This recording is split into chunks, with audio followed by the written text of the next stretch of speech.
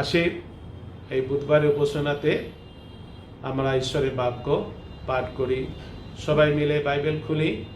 2 করিন্থীয় 5 অধ্যায় 16 পদ থেকে 21 পদ।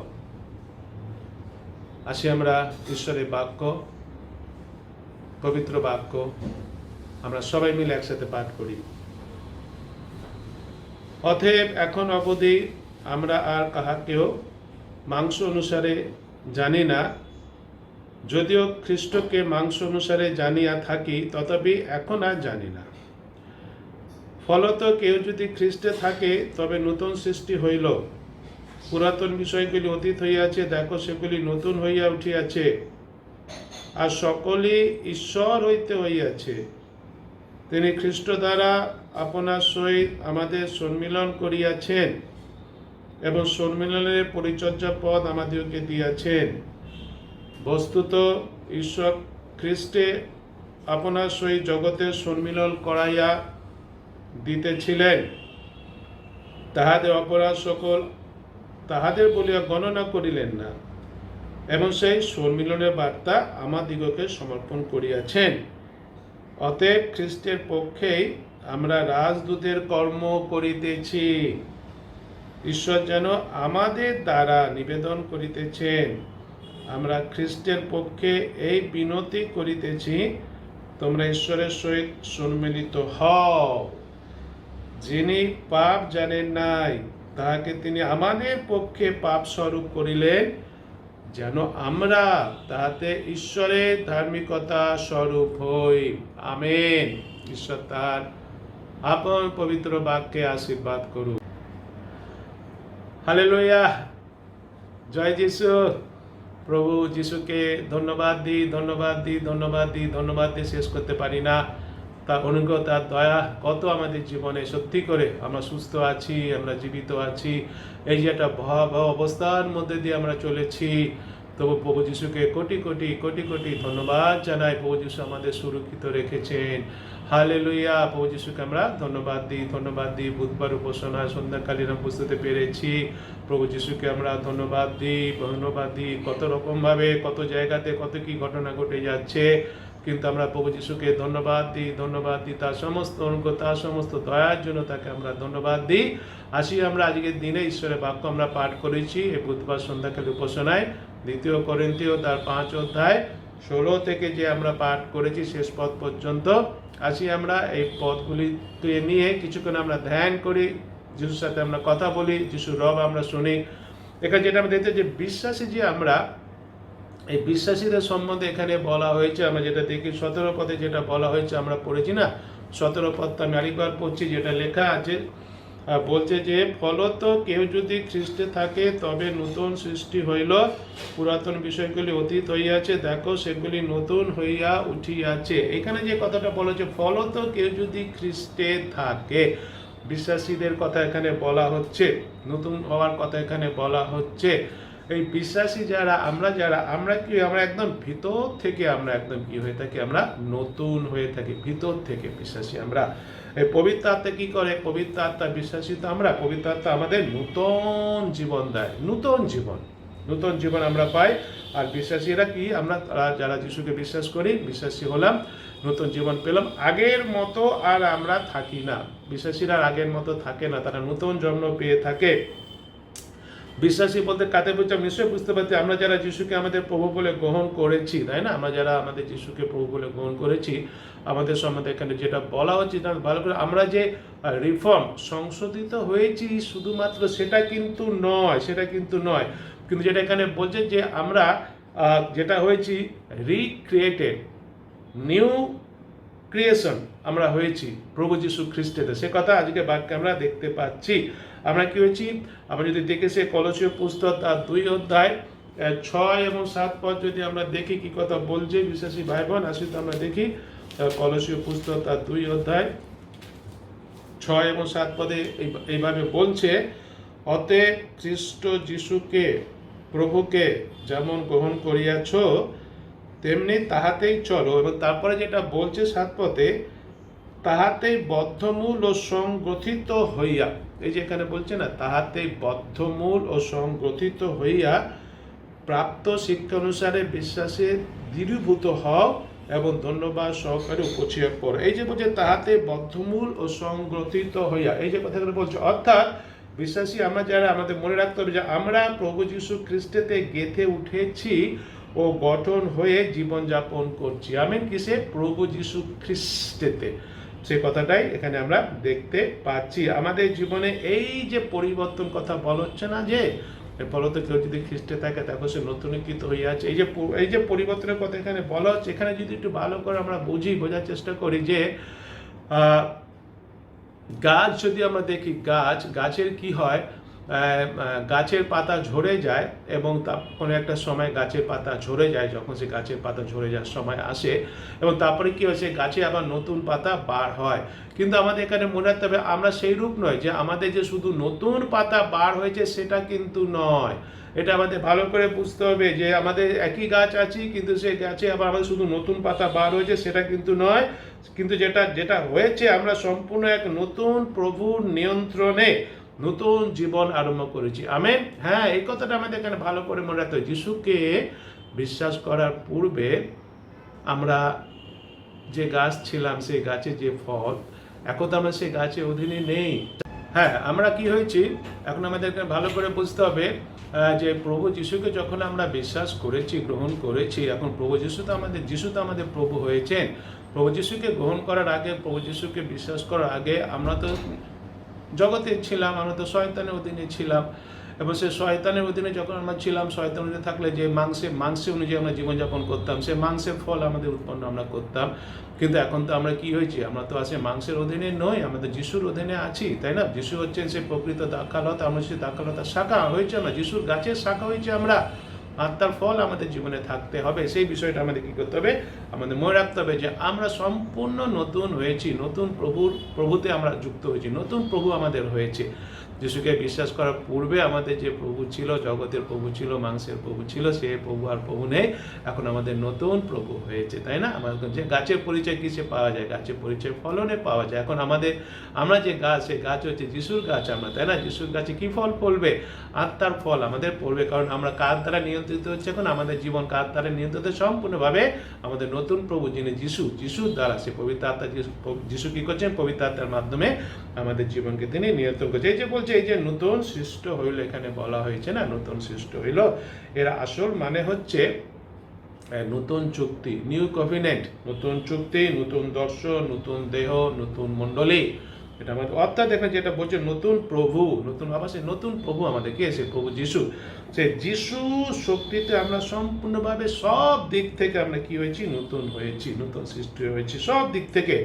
প্রভু শক্তিতে হয়েছে। এটা আমরা কার শক্তিতে হয়েছে? আমরা প্রভু শক্তিতে আমরা হয়েছি। প্রভু যীশু খ্রিস্টের নেতৃত্বে সব কিছু নতুন হয়েছে, সব কিছু নতুন হয়েছে। এটা আমাদের ভালো করে বুঝতে হবে। অনেক সময় যেটা আমি প্রথমে বললাম যে আমরা ভিতর থেকে আমরা কি হয়েছি? ভিতর থেকে আমরা নতুন হয়েছি।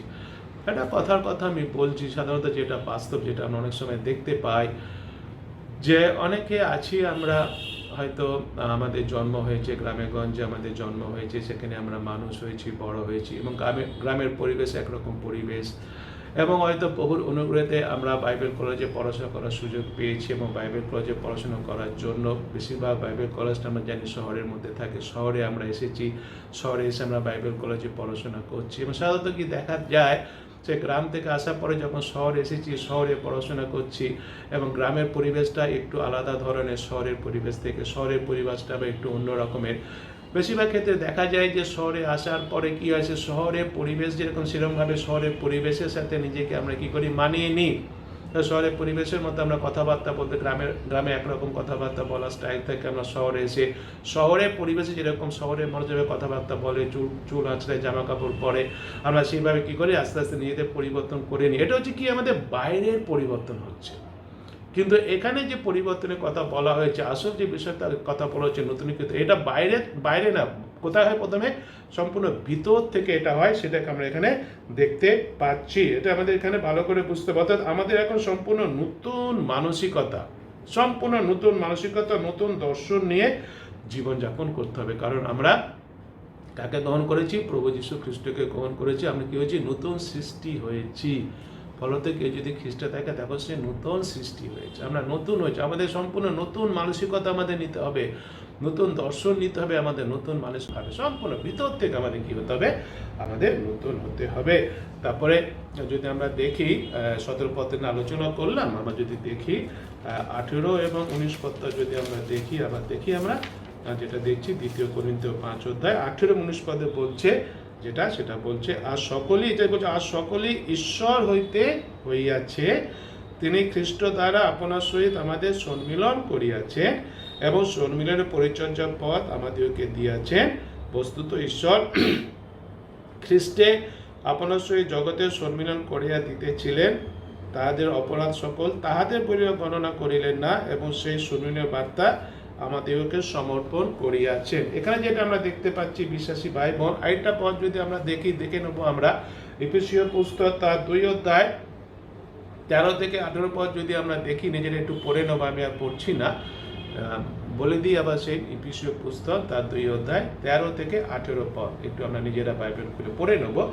সেখানে যেটা লেখা আছে যেটা আছে সেটা যদি আমরা দেখি, প্রথমত অন্তত 13 পদে প্রথম দিকে যেটা লেখা আছে 13 পদে যে আমরা দেখি যে ঈশ্বর নিজে থেকে আমাদের তার কাছে ফিরিয়ে এনেছেন। আমরা তো ঈশ্বরবিহীন জীবনযাপন করছিলাম, ঈশ্বর থেকে দূরে আমরা জীবনযাপন করছিলাম। আমরা যে ঈশ্বরের কাছে এসেছি তা না, ঈশ্বর নিজে থেকে আমাদের তার কাছে ফিরিয়ে এনেছেন, সে কথাটা সেখানে লেখা আছে। সম্মিলন আছে, আমার আজকে যেটা পড়েছিলাম সেটা কি বলছে? সম্মিলন করেছেন আমাদের সমস্ত পাপ যিশুর রক্তে ধুয়ে দেওয়ার মাধ্যমে। হ্যাঁ, কারণ ঈশ্বর তো পবিত্র, আমরা তো পাপী মানুষ, পবিত্র ঈশ্বরের সাথে পাপী মানুষের তো সম্পর্ক সম্মিলন হতে পারে না। সেই পাপী মানুষের সাথে পবিত্র ঈশ্বরের সম্মিলন হওয়ার জন্য কি করতে হবে? পাপটাকে তো মুছে ফেলতে হবে। সেই পাপ মুছে ফেলা হয়েছে, পাপ ধুয়ে ফেলা হয়েছে কিসের মাধ্যমে? প্রভু যীশু খ্রিস্টের রক্তের মাধ্যমে। আর আমাদের ধার্মিক তৈরি করেছে, অর্থাৎ আমরা যে নিজেদের ধার্মিক তৈরি করতে পারি না, ধার্মিক হতেও পারি না, ঈশ্বর নিজের থেকে তিনি আমাদের কি করেছেন? ধার্মিক তৈরি করেছেন। প্রভু যীশু খ্রিস্টের রক্তে তিনি আমাদের পাপ সকল ধুয়ে দিয়েছেন, এবং প্রভু যীশু খ্রিস্টের রক্তে আমাদের পাপ ধুয়ে দিয়ে আমাদের ধার্মিক পরিণত করে তিনি করেছেন, করে আবার তার সাথে আমাদের তিনি কি করে দিয়েছেন? সম্মিলন করিয়ে দিয়েছেন। আমরা নিজেরা যতই চেষ্টা করি না কেন, যত পৃথিবীর যত মানুষেরা আছে তারা যা কিছু করে চেষ্টা করুক না কেন যে পিতা ঈশ্বরের কাছে সম্মিলিত হবে, কোনোদিন হতে পারবে না। সে কথা প্রভু শ্রীখ্রিস্ট বলেছেন, আমার দিয়ে না আসলে কেউ পিতার নিকটে আসিতে পারে না। হ্যাঁ, এটা হচ্ছে ঈশ্বরের নিয়ম। প্রভু যীশু ঈশ্বর নিজে থেকে তিনি আমাদের কি করছে? তার সাথে সম্মিলন করিয়ে নিয়েছেন যিশুর মাধ্যমে, তার রক্তে আমাদের পাপ ধুয়ে দিয়ে এবং আমাদের ধার্মিক গণিত তিনি করেছেন। আর আমরা ঈশ্বরের শত্রু বা দূরবর্তী নেই, তারা এখন আর আমরা ঈশ্বরের শত্রু কিংবা দূরবর্তী নেই, সেটা আমরা এই পদগুলোতে আমরা দেখতে পেয়েছি। কোন এক সময় আমরা ঈশ্বরের শত্রু ছিলাম, কোন এক সময় ঈশ্বরের দূরবর্তী ছিলাম, কোন এক সময় যখন আমরা সেই জগতে মাংসের মধ্যে আমরা যখন জীবনযাপন করেছিলাম। কিন্তু এখন আমরা ঈশ্বরের শত্রু নই, এখন আমরা ঈশ্বরের দূরবর্তী। কারণটা কি? কেননা যেহেতু আমরা যীশু খ্রিস্টকে আমাদের প্রভু বলে গ্রহণ করেছি, আমরা যারা প্রভু যীশু খ্রিস্টকে আমাদের প্রভু বলে গ্রহণ করেছি, আমরা আর ঈশ্বরের শত্রু নই, আমরা আর ঈশ্বর থেকে দূরবর্তী নই, আমরা ঈশ্বরের সাথে কি হয়েছি? সম্মিলিত হয়েছি। ঈশ্বরই তার সাথে আমাদের কি করেছেন? সম্মিলন করেছেন। এটা সেই জন্য এখানে বলা হচ্ছে যে এটা হচ্ছে ঈশ্বরের অনুগ্রহ। এটা কার অনুগ্রহ হয়েছে? ঈশ্বরের অনুগ্রহেতে এটা সম্ভব হয়েছে। এটা আমাদের কোনো কৃতিত্ব এতে আমাদের নেই, এটা সম্পূর্ণভাবে কার অনুগ্রহ? ঈশ্বরের অনুগ্রহ। ঈশ্বরের অনুগ্রহ পাওয়ার জন্য আমরা কি পেয়েছি? ঈশ্বরের অনুগ্রহ পেয়েছি। ঈশ্বরের অনুগ্রহ পাওয়াতেই তো আমরা কার সাথে সম্মিলিত হয়েছি? ঈশ্বরের সাথে সম্মিলিত হয়েছি। ঈশ্বরের দূরবর্তী ছিলাম, ঈশ্বরের কাছে আমরা এসেছি, নিকটে আমরা এসেছি, সম্মিলিত হয়েছি, ঈশ্বরের অনুগ্রহ আমরা পেয়েছি। এই যে ঈশ্বরের অনুগ্রহ আমরা পেয়েছি, এটা আমাদের জীবনে ঈশ্বর অনুগ্রহ করেছেন, এবং ঈশ্বরের অনুগ্রহতে ঈশ্বরই তার সাথে আমাদের সম্মিলন করে দিয়েছেন প্রভু যীশু খ্রিস্টকে আমরা বিশ্বাস করার মাধ্যমে। এবং অনুগ্রহ পাওয়ার মাধ্যমে আমরাও একটা সুযোগ পেয়েছি। কী সুযোগ পেয়েছি? আমরা সুযোগ পেয়েছি আমরাও যেন অন্যদের, যারা এখনো পর্যন্ত সাথে সম্মিলিত হয়নি, অন্যদের বলার আমরা সুযোগ পেয়েছি। এই শুভ বার্তা তাদের কাছে পৌঁছে দেওয়ার সুযোগ আমরা পেয়েছি, যেন তারা কি করে? তারা যিশুকে বিশ্বাস করার মাধ্যমে তারাও যেন কার সাথে সম্মিলিত হয়? তারাও যেন ঈশ্বরের সাথে সম্মিলিত হয়। ইনফ্যাক্ট বাস্তব ক্ষেত্রে যদি আমরা দেখি, আজকে যে বাক্য আমরা পড়েছি, সে বাক্যে আমরা দেখতে পাচ্ছি সেখানে পরিষ্কারভাবে বলা হয়েছে ঈশ্বর কি করেছেন, ঈশ্বর আমাদের এই পরিচর্যার কাজ দিয়েছেন। বিশ্বাসী হিসেবে আমরা ঈশ্বরের কাছ থেকে এই পরিচর্যার কাজ আমরা পেয়েছি। কি পরিচর্যার কাজ? সম্মিলন করিয়ে দেওয়া পরিচর্যার কাজ আমরা বিশ্বাসী হিসাবে ঈশ্বরের কাছ থেকে আমরা পেয়েছি। এবং সে 5 অধ্যায় যেটা আমরা পড়েছি 20 পদে কি কথা বলছে? বলছে অতএব, বলছে না অতএব বলা কথাটা মানে কি? আগে যে পদগুলো বলেছে সেই পদের পরিপ্রেক্ষিতে বলছে অতএব খ্রিস্টের পক্ষে আমরা রাজদূতের কর্ম করিতেছি, ঈশ্বর যেন আমাদের দ্বারা নিবেদন করিতেছেন, আমরা খ্রিস্টের পক্ষে বিনতি করিতেছি, তোমরা ঈশ্বরের সহিত সম্মিলিত হও। রাজদূতের কথা এখানে বলা হয়েছে, অ্যাম্বাসেডার, ক্রাইস্ট অ্যাম্বাসেডার আমাদের বলেন, আমরা হচ্ছে খ্রিস্টের রাজদূত। এই রাজদূত সম্বন্ধে আমরা নিশ্চয়ই জানি। রাজদূত হচ্ছে অ্যাম্বাসেডার যারা, তারা কি করে, সে দেশে যে দেশের সে দেশ থেকে তাকে কি করা হয়, তাকে অন্য দেশে পাঠানো হয় প্রতিনিধি করে, যেন অন্য দেশে গিয়ে সে কি করে, নিজের দেশকে তুলে ধরে, নিজের দেশে প্রতিনিধিত্ব সে করে, রাজদূতের কার্য সে করে। এবং তাকে কিভাবে পাঠানো হয়? অফিসিয়ালি পাঠানো হয়। সে নিজে থেকে কেউ যেতে পারে না তাকে যদি অফিসিয়ালি পাঠানো না হয়। এবং সেইভাবে আমরা দেখতে পাচ্ছি আজকে বাক্যে সেটা আমাদের বলা হয়েছে যে কি হয়েছে, আমরাও বিশ্বাসী হিসাবে আমরাও কি হয়েছি, আমরাও সেই রাজদূত হিসাবে প্রেরিত হয়েছি। আমাদের রাজদূত করা হয়েছে। কার রাজদূত করা হয়েছে? যীশু খ্রিস্টের আমাদের কি করা হয়েছে? রাজদূত করা হয়েছে। এবং এটা অফিসিয়ালি এটা করেছেন, কে করেছেন? আমাদের ঈশ্বর পাঠিয়েছেন, যীশু আমাদের পাঠিয়েছেন। এবং কি কি কি একটা বার্তা দিয়ে তিনি আমাদের পাঠিয়েছেন। সে বার্তা কি? সম্মিলনের বার্তা, ঈশ্বরের সাথে সম্মিলন করা সে বার্তা দিয়ে আমাদের পাঠানো হয়েছে। সেই জন্য আমরা মনে রাখি বিশ্বাসী ভাই বোন, যে বিশ্বাসী হিসেবে আমাদের এই যে রাজদূতের কাজ যে আমরা পেয়েছি, তাই না? আমরা পেয়েছি রাজদূতের কাজ বিশ্বাসী হিসেবে। প্রত্যেকটা বিশ্বাসী ভাই বোন আমরা প্রত্যেকে রাজদূতের কাজ আমরা পেয়েছি, সম্মিলন করার এই কাজ আমরা পেয়েছি ঈশ্বরের সাথে। সেই সমস্ত মানুষদের যারা এখন ঈশ্বরবিহীন জীবনযাপন করছে তাদের কাছে সেই সম্মিলনের বার্তা পৌঁছে দেওয়ার কাজ আমরা পেয়েছি। বার্তাটা কি? সুসমাচার, যিশুকে পৌঁছে দেওয়ার কাজ আমরা যেটা পেয়েছি, এটা কিন্তু খুবই গুরুত্বপূর্ণ কাজ, খুবই গুরুত্বপূর্ণ কাজ এটা বিশ্বাসী ভাই বোন। সেই জন্য এই কাজটাকে যেন আমরা হালকাভাবে নিলে হবে না। হালকাভাবে নেওয়ার যদি সাহসিকতা যেন আমরা কখনো যেন না দেয়। এটা খুবই দায়িত্বপূর্ণ কাজ আমরা ঈশ্বরের কাছ থেকে পেয়েছি। এটাকে হালকাভাবে নিলে হবে না, কিংবা হালকাভাবে নেওয়া সাহসিকতা দেখাই না, যেন আমরা কখনো যেন হালকাভাবে না সাহসিকতা যেন আমরা না দেখাই। বিশ্বাসী ভাই বোন, ভালো করে বোঝার চেষ্টা করি। আমাদের এখানে যীশু খ্রিস্টের সে অ্যাম্বাসেডর হয়ে কাজ করছি। যীশু খ্রিস্টকে তুলে ধরতে হবে আমাদের। কিসের মাধ্যমে আমরা যীশু খ্রিস্টকে তুলে ধরবো? আমাদের নিজেদের জীবন দিয়ে যীশু খ্রিস্টকে আমরা তুলে ধরবো। সেই সুসমাচারের বার্তা আমরা পৌঁছে দেবো মানুষগুলোর কাছে। অনেক মানুষেরা আছে যারা এখনও তারা অন্ধকারের মধ্যে বাস করছে, যারা অন্ধের মতো তারা হাতড়াচ্ছে, ঈশ্বরের সাথে সম্মিলিত হতে চাইছে, তারা ঈশ্বরকে খুঁজে পেতে চাইছে তারা, কিন্তু তারা জানে না, তারা সেই বার্তা জানে না, সেই সুসংবাদ তারা জানে না, কিভাবে সম্মিলিত হওয়া যায় তারা জানে না।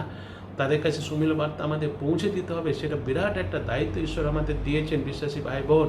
তিনি আমাদের অনুগ্রহ করেছেন এবং অনুগ্রহ করার মধ্যে তিনি আমাদের সুযোগও করে দিয়েছেন। আজকে আমাদের অনেকের হয়তো নিজস্ব পরিবারের আত্মীয় স্বজন, অনেকে আমাদের প্রতিবেশী, অনেক যারা আমাদের অনেকে তারা এখনও ঈশ্বরের সাথে সম্মিলিত হননি। তারা হয়তো ঈশ্বরকে খুঁজছে, তারা ভুলভাবে ঈশ্বরকে খুঁজছে, পাচ্ছে না। তাদের কাছে আমাদের কি করতে হবে? তাদের কাছে আমাদের এই দায়িত্ব পালন করতে হবে। অ্যাম্বাসেডারের কাজ আমাদের করতে হবে। সেই বার্তা আমাদের কি করতে হবে? পৌঁছে দিতে হবে বিশ্বাসী হিসাবে। সেই আবার বিশ্বাসী হিসাবে আসি, আমি নিজেকে প্রশ্ন করি, এটা করতে হয় প্রশ্ন। আমি নিজেকে প্রশ্ন করি। সব বিশ্বাসী ভাই বোন আসি, আমরা নিজেকে প্রশ্ন করি, আমি যিশুর রাজদূত হয়ে যিশুর দেওয়া এই রাজদূতের যে কাজ, অর্থাৎ ঈশ্বরের সঙ্গে মানুষের সম্মিলনের বার্তা পৌঁছে দেওয়ার যে দায়িত্ব তা আমি কতটা ভালোভাবে পালন করছি, তা আমি কতটা বিশ্বস্তভাবে পালন করছি, তা আমি কতটা আমার হৃদয় মন প্রাণ দিয়ে আমি পালন করছি। আসি আমরা বিশ্বাসী ভাই বোন, একটা বিরাট দায়িত্ব আমরা পেয়েছি, বিরাট সম্মানও আমরা পেয়েছি, তাই না? রাজদূত হয়েছে আমরা, আমরা অ্যাম্বাসেডার হয়েছি, যীশু খ্রিস্টের অ্যাম্বাসেডার আমরা হয়েছি। যোগ্যতা অনুসারে হয়েছি? কোনো যোগ্যতা নেই, অনুগ্রহে। কার অনুগ্রহ? ঈশ্বরের অনুগ্রহে আমরা পেয়েছি এই দায়িত্ব। হালেলুয়া!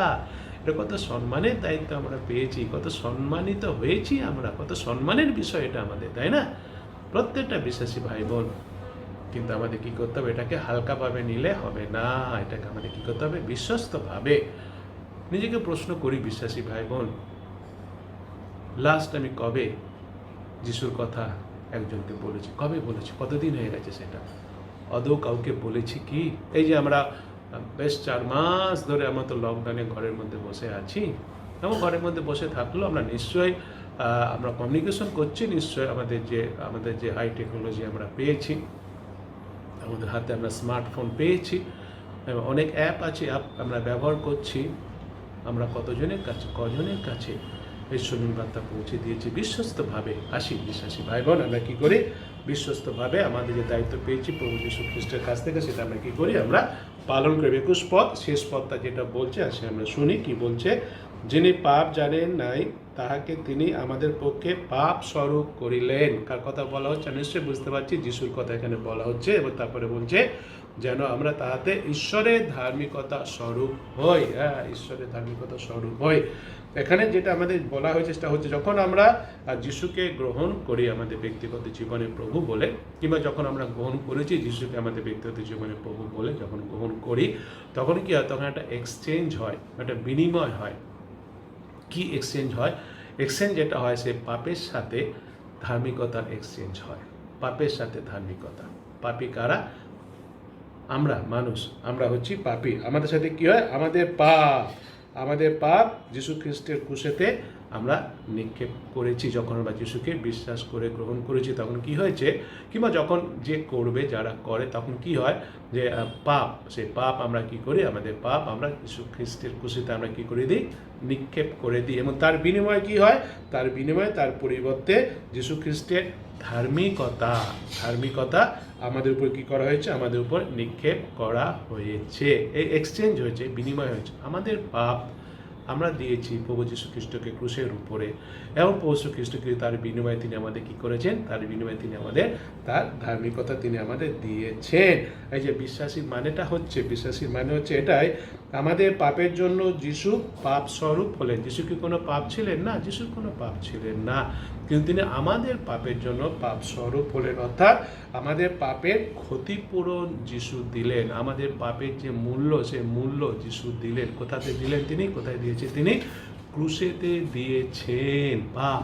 এবং তার বিনিময়ে তিনি আমাদের কি দিয়েছেন? তিনি আমাদের তার ধার্মিকতা তিনি আমাদের দিয়েছেন। যদি আমরা জগতের বিষয়টাকে একটু দেখি ভালো করে, শেষে আমরা দেখি শেষ করি। জগতের বিষয় অনেক এক্সচেঞ্জ হয় নিশ্চয়ই, কিন্তু কিভাবে এক্সচেঞ্জটা হয়?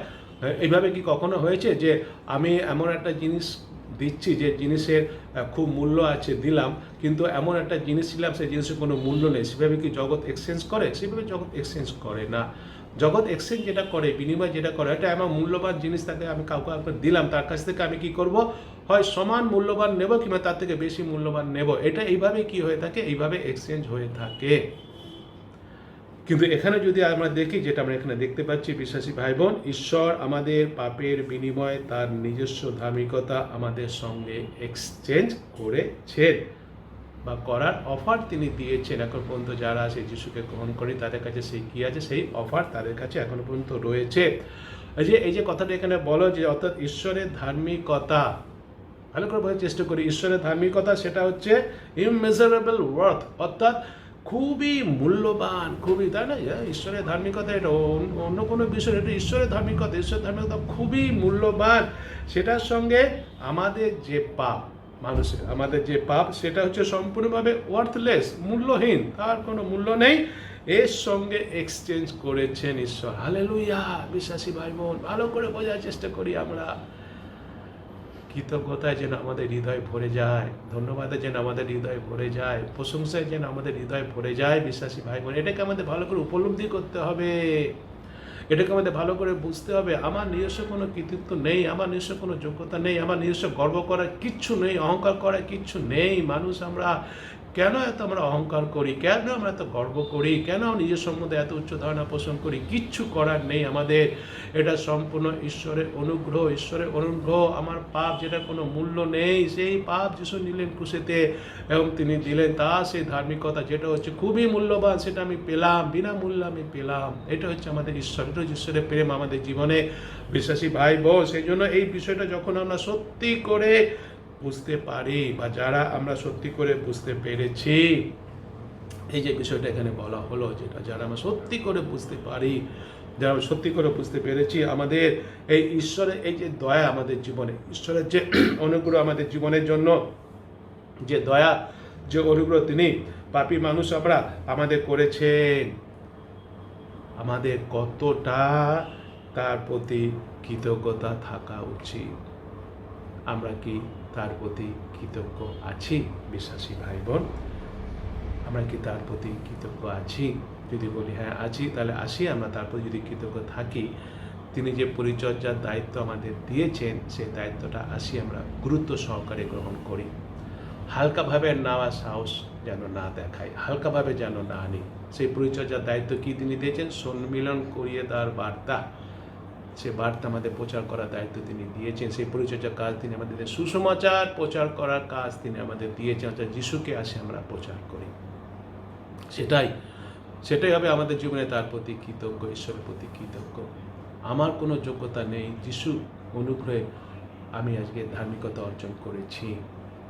আজকে আমরা প্রত্যেকটা বিশ্বাসী ভাই বোন ঈশ্বরের সাথে সন্নিহিত হতে পেরেছি। ঈশ্বরের অনুগ্রহে আমরা ঈশ্বরবিহীন জীবনযাপন করছিলাম। কোনো আশা আমাদের ছিল না, কোনো প্রত্যাশা আমাদের ছিল না, কোনো শান্তি আমাদের ছিল না, কোনো আনন্দ আমাদের ছিল না। সে ঈশ্বর অনুগ্রহ করলেন যিশুর মাধ্যমে, তিনি আমাদের গ্রহণ করলেন, তার সাথে সম্মিলন করিয়ে নিলেন। আর আমরা ঈশ্বরের শত্রু নই, আর আমরা ঈশ্বরের দূরবর্তী নই, আমরা ঈশ্বরের নিকটে এসেছি, ঈশ্বরের সাথে সম্মিলিত হয়েছি আমরা, এবং যীশু খ্রিস্টের রাজদূত আমরা হয়েছি। সমস্ত বিষয় ঈশ্বর আমাদের জন্য করে দিয়েছেন, সব বিষয় যিশু আমাদের জন্য করে দিয়েছেন। তিনি এতই আমাদের প্রেম করেন, তিনি এতই আমাদের ভালোবাসেন। আসি বিশ্বাসী ভাই বোন, আমরাও সেরূপভাবে যিশুকে প্রেম করি, যিশুকে ভালোবাসি। যিশু বলেছেন, যদি তোমরা আমাকে প্রেম করো তাহলে আমার বাক্যে বাধ্য হও। আসি আমরা তার বাক্যে বাধ্য হই, তার সুসমাচার আসি আমরা প্রচার করি, যতজনকে পারি আসি আমরা সুসমাচার প্রচার করি। অ্যাম্বাসেডারের কাজ আমরা করি, রাজদূতের কাজ আমরা করি। এখন অনেক মানুষেরা ঈশ্বরবিহীন জীবনযাপন করছে, তাদের কাছে আমাদের সুসমাচার পৌঁছিতে যখন যে পরিস্থিতির মধ্যে আছি আমরা, তখন সেই পরিস্থিতিকে আমরা ব্যবহার করি। যখন সাধু পৌল যখন জেলখানার মধ্যে ছিলেন, তিনি কি চুপচাপ বসেছিলেন জেলখানার মধ্যে? আর কি করব, কিছু করার নেই, জেলখানার মধ্যে বসে আছি, এখান থেকে যখন ছাড়া পাবো তখন বাইরে গিয়ে প্রচার করবো না। তিনি জেলখানার মধ্যে থেকেও শুধু চিঠি লিখেছিলেন তা নয়, জেলখানার মধ্যে থাকা সত্ত্বেও যারা সেই জেলখানাতে রক্ষী যারা ছিল, যারা তার কাছে, তাদের কাছে তিনি সুসমাচার প্রচার করেছিলেন। সেভাবে আমরাও লকডাউনের জন্য ঘরের মধ্যে বসে আছি। আমরা কি করব, ঘরের মধ্যে তো বসে আছি, এখন তো বাইরে যেতে পারছি না। ঠিক আছে, আবার যখন আমরা সুযোগ পাবো বাইরে যাব, তখন কি সুসমাচার প্রচার করবো না? যে পরিস্থিতির মধ্যেই থাকি না কেন, সেই পরিস্থিতির কাছে আমরা ব্যবহার করি সুসমাচার প্রচার করার জন্য। রাজদূতের আসে আমরা কার্য করি, ঈশ্বরের সাথে মানুষের সম্মিলন করিয়ে দেওয়ার জন্য সম্মিলনের বার্তা, সুসমাচার আমরা প্রচার করি, এবং ঈশ্বরের সুখ, ঈশ্বরের শান্তি, ঈশ্বরের আনন্দ আমরা পাই। আমরা সবাই সুখে থাকি, শান্তিতে থাকি, আনন্দ থাকি। সত্যি করে যীশু খ্রিস্টের রাজদূতের মতোই আসে আমরা জীবনযাপন করি আর ঈশ্বরের গৌরব করি। ঈশ্বর আমাদের প্রত্যেককে সেভাবে আশীর্বাদ করুন। Amen, hallelujah. সবাইকে জয় যিশু।